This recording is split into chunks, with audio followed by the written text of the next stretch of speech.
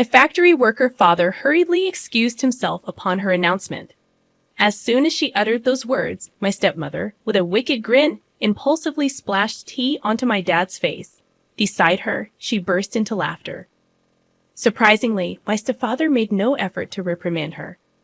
The stain on the suit my dad had meticulously cleaned for this occasion rapidly expanded. Fortunately, the tea was lukewarm, nearly cold, alleviating concerns about burns. Amidst my astonishment, I handed a napkin to my dad while Tom, in a panic, tried to dry his father-in-law's suit.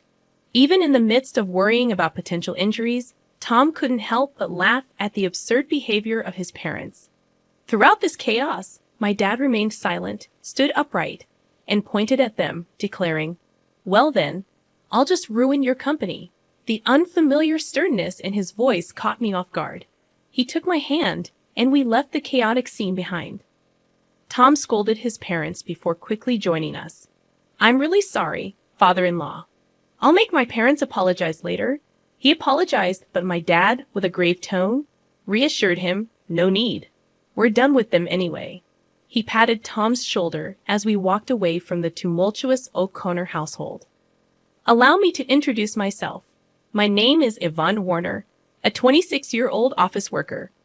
Raised by my single father after losing my mother at a young age, I admired his dedication to both work and family. My father, in charge of a factory, managed to attend all my school events, even if he had to rush back to work afterward. In college, I met Tom, 2 years my senior, who was gentle, sincere, and polite. Despite his popularity, he accepted my confession, but there were concerns about his relationship with his parents, which he didn't elaborate on. We continued to date, and although Tom lived alone, he occasionally visited his parents, always looking exhausted afterward. Tom prioritized me in our relationship, and I was proud of him. I wanted to introduce him to my dad, and when the day finally came, it was a mix of fear and excitement. Surprisingly, my dad and Tom got along well, and I felt relieved to see the two important men in my life getting along. Yet Tom's odd excitement after the meeting left me puzzled, and he evaded any further questions about it. As Tom and I had seemingly hit it off with my dad, I couldn't shake off a growing worry that perhaps Tom's feelings were not as positive as he claimed. This anxiety lingered, leading Tom to request an important conversation a few days later. Nervously anticipating the discussion about our recent encounter with my dad, I met Tom at the agreed-upon cafe. Upon reaching the cafe, I noticed Tom already seated, his face wearing a gloomy expression visible through the glass. Suppressing my own anxiety, I approached him with a cheerful greeting. "Tom, sorry, did you wait long?" I softly spoke as I reached him. Startled by my touch on his shoulder, Tom exclaimed, "Whoa, Yvonne, you scared me." After a deep breath, he continued, "I'm sorry. I didn't mean to startle you. Please, have a seat." Sitting across from Tom, I ordered from the waiter, my concern mounting as Tom's downcast expression persisted. Hoping to encourage him to share his thoughts, I spoke up, "Hey, Tom, what's bothering you so much? Is there something wrong with my dad?" Tom, taken aback by the direct question, denied any issue with my dad, stating, "Absolutely not. I respect your dad. It's just that my. He trailed off, avoiding eye contact. Sensing the need to delve deeper, I sighed and pressed him. "If you're worried about something, I want to know what's on your mind." Tom took a deep breath, as if preparing himself, and began to disclose a shocking revelation. According to him, his parents were judgmental and lacked class, constantly interfering in his life. When he introduced a girlfriend, his parents would criticize her on the spot, leading to tearful breakups. Tom desired to marry me but was troubled by the prospect of involving his parents in our marriage. Assuring him that we didn't have to include them in our union, I suggested enduring their presence during the wedding formalities. Reminding him that my dad liked him, I thought the matter was settled, but Tom had more to share. He revealed that when he met my dad, he was surprised by the stark contrast to his own parents. Expressing a desire to become the son of such a great man, Tom shared his dilemma about marriage. While he was pleased that my dad liked him, he couldn't decide whether his parents should also become his in-laws. Tom brightened momentarily but sighed deeply afterward. In a moment of realization, Tom looked up and apologized. He proposed a unique solution. When we meet his parents for our marriage, could my dad come along? Tom hoped that the presence of someone so respectable might eventually influence his parents positively. I agreed to discuss it with my dad, but I couldn't help expressing my wish that Tom had approached the conversation differently. Understanding his misstep, Tom quickly apologized and then, with newfound determination, formally proposed marriage to me. Swiftly deciding to discuss the matter with my father, who was initially hesitant, I approached him with Tom when he formally asked for my hand in marriage. After obtaining my father's agreement, Tom and I arranged a date to meet his parents. On the appointed day, dressed in our best attire, we stood at the front door of Tom's family home, preparing to meet his parents for the first time. Given the unsettling stories I had heard about Tom's parents, my nerves were understandably on edge. My father, attempting to lighten the mood, encouraged us not to be too tense, assuring that Tom's parents were just overly concerned. His supportive pat on the back eased my anxiety slightly. When Tom rang the doorbell, there was no response, causing a momentary panic. Tom rang again, but still, there was silence. Not wanting to create a bad impression, Tom excused himself and entered the house first, leaving my father and me exchanging concerned glances. After what seemed like an eternity, Tom reappeared, looking flustered. Before I could inquire about the delay, he made excuses with a forced smile, promising us they would be ready soon. My father sighed in exasperation, and I couldn't shake the growing worry that this incident might jeopardize our wedding plans. Finally, Tom ushered us inside, where his parents awaited us. However, their demeanor was peculiar. His mother greeted us with a sly grin, while his father seemed disinterested, looking away. Despite the tense atmosphere, I decided to proceed with the introductions. Tom, regaining composure, introduced both my parents and me. Despite the warmth of his thoughtful introduction, his parents sneered, and the atmosphere remained strained. In an awkward turn of events, Tom's mother splashed tea on my father, staining the suit he had meticulously cleaned for the occasion. Shocked, I offered my dad a handkerchief while Tom panickedly tried to wipe off the tea stains. His parents, laughing in response, only fueled Tom's anger.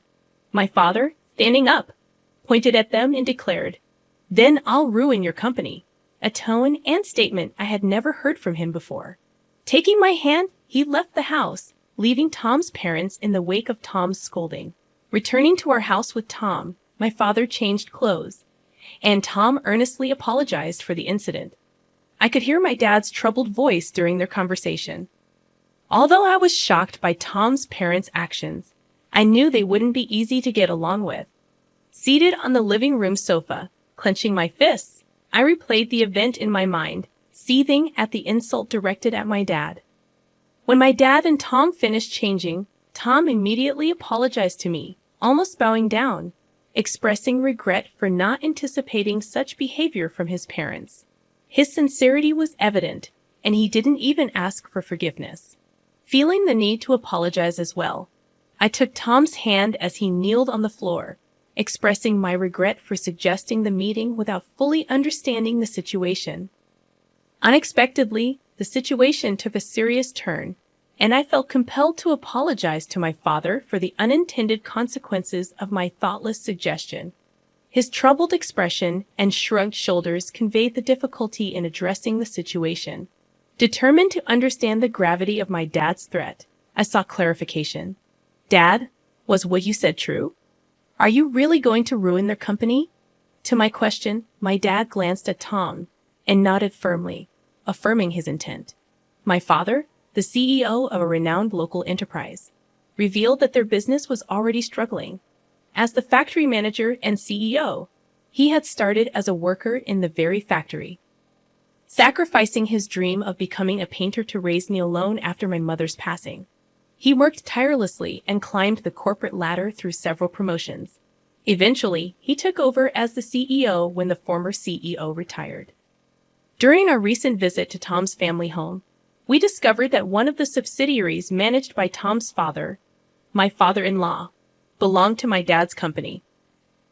Unfortunately, Tom's parents' prejudices and Tom's mother's premature actions prevented this from being clarified, leading to the present situation.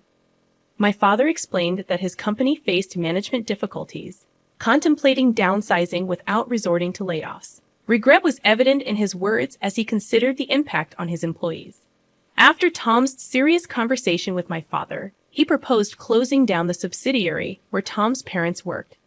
Concerned about the consequences for Tom's parents, my father questioned if Tom was okay with it. Tom, resolute and having cut ties with his parents, expressed a desire for them to reflect on their actions. Despite the difficulty, he requested permission to get engaged with me. Moved by Tom's earnestness, I also pleaded with my father to allow our engagement. My father, crossing his arms, pondered Tom's words. Despite the recent incident, he eventually gave his approval, setting a condition related to Tom's parents being company executives. My father demanded to know Tom's plan for the employees and made it clear that our marriage would be off if Tom couldn't handle this responsibly. A few days later, Tom presented a plan to my father for his father's company's employees. He had arranged a meeting with my father to discuss possible job placements for all the employees. Tom showed genuine concern for their transition and offered to work for free until they were settled and producing results. He expressed his eagerness to compensate for any shortcomings with his work and salary, and once settled, to re-engage with me. Tom, demonstrating his earnestness, saw himself as partly responsible for his company's collapse and wished to be a positive force in the situation. Upon returning home, I discovered that our marriage would be delayed due to an unavoidable circumstance. When I greeted my father, he expressed, "Welcome back, Ivan. You heard right. I'm sorry for deciding such an important thing on my own, but I thought it wouldn't be fair if I were the only one happy." While he apologized, I seized the opportunity to propose working in the company with Tom, offering to work for free. I insisted that my father should accept Tom's proposal. Despite Tom's attempts to dissuade me, I desperately begged my father, who initially remained silent. After repeated pleas, he uncrossed his arms and quietly nodded. Meanwhile, Tom's parents had yet to apologize. My father seemed to have been waiting for them, but the time had passed. He began preparations to take over Tom's father's company. Time passed, and the day arrived when the company collapsed. Tom's parents summoned us to their home, where a crowd of former employees protested the company's closure. They accused us of being the root of all evil and blamed me for seducing Tom and ingratiating myself with my father. Despite the accusations, Tom attempted to calm the former employees, explaining the situation and offering new job placements. Ignoring his parents' outbursts, Tom apologized for the inconvenience caused and promised to work with dedication. The former employees, reassured by Tom's efforts, began leaving, relieved and grateful. As they departed, my father promised to inform them of the details later. In the aftermath, Tom's parents continued to fuss about their predicament. Tom sighed in exasperation at their blame shifting, expressing concern about losing their house used as collateral. Despite their pleas, Tom's parents were met with indifference as the former employees had already heard the truth from Tom and disregarded the parents' desperate appeals. My father also ignored their words, and the former employees left relieved, leaving Tom's parents to confront the consequences of their actions. "I don't care what you think. You got what you deserved, so it can't be helped. Why don't you learn a little remorse?" My father reprimanded Tom's parents, who seemed oblivious to our scolding.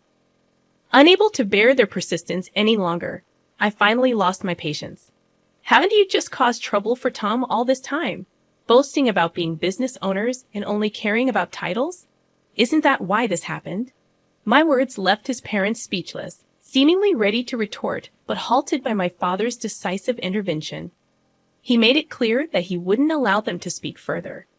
A business owner is supposed to take responsibility. You should at least complete your final task properly. Left without a response, Tom's parents were scolded collectively and could say nothing more. Leaving them behind, we left the scene, and eventually, Tom's parents lost everything: the company, the house, and the land.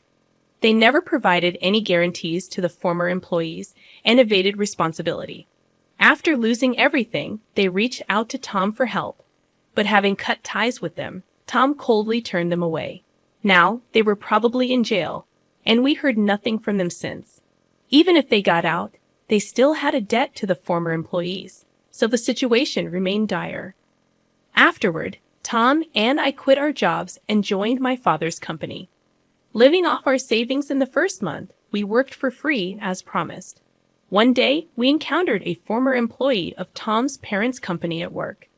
Eager to shake our hands at the new workplace, the employee expressed their gratitude to my father for giving them a chance. Thanks to Tom for arranging the job, and also conveyed many thanks to me. Despite not remembering the specific incident, I had apparently helped that person carry materials. After expressing immense gratitude, the former employee left, expressing a desire to keep working hard. Feeling somewhat redeemed by his words, we hurried to my father's office, where he warmly welcomed us. Handing us several thick envelopes, he explained, "It's your salaries for the past months." It ended up being multiple envelopes because it couldn't all fit into one. We were stunned, unable to swallow the situation, but my father continued, "Your hard work revitalized the team. They constantly expressed their gratitude and concern for you. I couldn't possibly leave such excellent employees unpaid, and our performance has improved significantly. Thank you truly." Hearing this, we hugged each other and cried, moved by the concern shown for us. My father then added something even more wonderful. "Tom, I'm impressed with your leadership. If you're okay with my daughter, would you marry her?" Overjoyed, Tom replied tearfully, bowing to me and my father. I hugged Tom, crying alongside him. And so we got married. Continuing to work at my father's company, we lived happily every day, gradually becoming more adept at our jobs and contributing more effectively. Our time at the company was approaching a pause as I was about to take maternity leave. My father, Tom, our colleagues, and I were all looking forward to the arrival of our child.